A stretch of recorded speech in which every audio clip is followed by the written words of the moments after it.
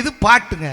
சும்மா ஆட வைக்கிறதெல்லாம் பாட்டு இல்லைங்க, சிந்திக்க வைக்கிற பாட்டு, இளைஞர்களை நல்வழிப்படுத்திய பாட்டு, எங்கள் வாழ்ந்த கவிஞர்களின் பாட்டு. நீங்க பாடினதெல்லாம் பண்பாட்டுக்கு வச்ச வேட்டு. என்ன பாட்டு போட்டுங்க? டாய் கைய வச்சுக்கிட்டு சும்மா இருடா. நடுவர் வேற. சில பேர் பாத்தீங்கன்னா இந்த ஆஸ்பத்திரியில முக்கல் முனக்கு இந்த பாட்டெல்லாம் பாட வேண்டிய சூழ்நிலை வந்துச்சு பாருங்க. நான் கத்தி கப்பலடா வேணான்னு நினைச்சேன். எப்பவுமே அந்த பாவத்தோட பாடினாதான் அந்த பாட்டு. இதுல பாவம், அது பாவம் இல்லையா? பாவம் இல்ல, பாவம். இந்த பாட்டை பாடுறதே பாவம். அது இல்ல. நீங்க ஒரு ஆளியா? அன்னைக்கு ஒரு பெரியவர் பாடிக்கிட்டு இருக்காரு, 55 வயசு பெரியவர். 55 வயசு பெரியவர்னு சொல்லாதீங்க. உங்களை சொல்ற மாதிரி இருக்கும். இல்ல, உங்களுக்கு 58, எனக்கு 50. சரி விடுங்க, எல்லாருக்குமே தெரியும் வயசு. அது என்ன பாட்டியா? அப்படி இல்லையா? இதெல்லாம் ஸ்கூல்ல போய் சொல்லிவிடாதீங்க. நான் கத்தி கப்பலடா.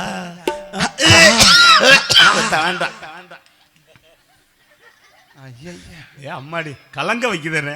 ஆனா தமிழ் அப்படி வாழ வைக்கிற மாதிரி ஒரு ஆள் இருக்காங்க, பாடக. என்னங்க டிஎம்எஸ்.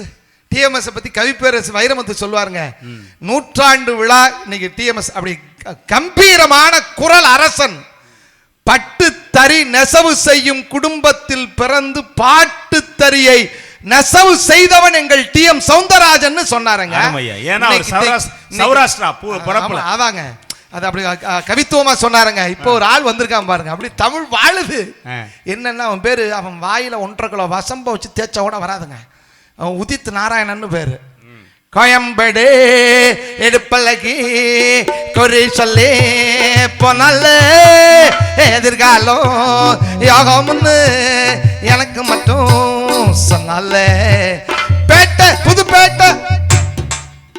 கமலும் அவரும் அன்பே சிவம் படத்துல பாட்டு பாடியிருப்பாரு. எப்படி? ஏதோ கமல் நேரம் அவரோட சேர்த்து பாடியிருப்பாரு போல இருக்கு. கமல் பாட ஆரம்பிப்பாரு, பேசினாருன்னா கொஞ்சம் சிரமம், பாடினாருன்னா சூப்பரா புரியும். கமல் ஆரம்பிப்பாரு, எலுமச்சி மச்சி தலை சுத்தி சுத்தி ஓம்புத்தி கெட்டு போயாச்சு. புரியுதா? இப்ப அதுக்கு அடுத்து இவர் பாட விட்டுருப்பாங்க, யாரு? உதித் நாராயணன். அவர் ஆரம்பிப்பார், அவர் முல்லை குலை பட்டம்பூச்சி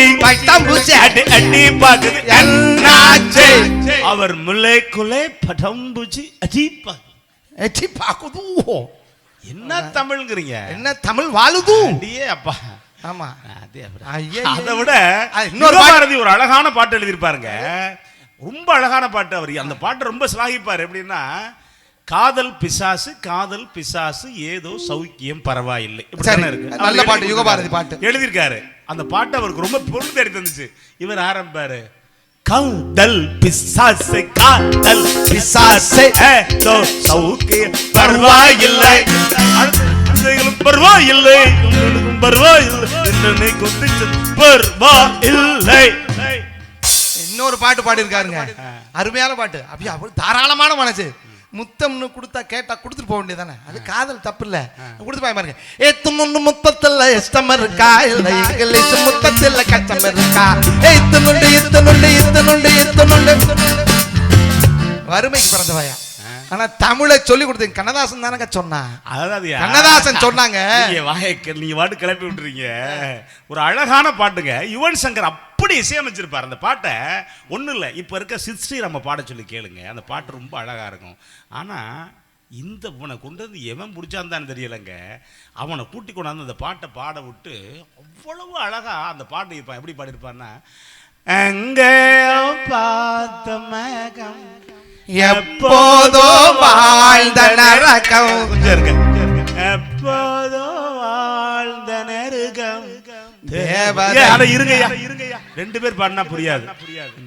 தேவதா இந்த சாலையோரம் வருவது. அட இருங்கய்யாங்கற,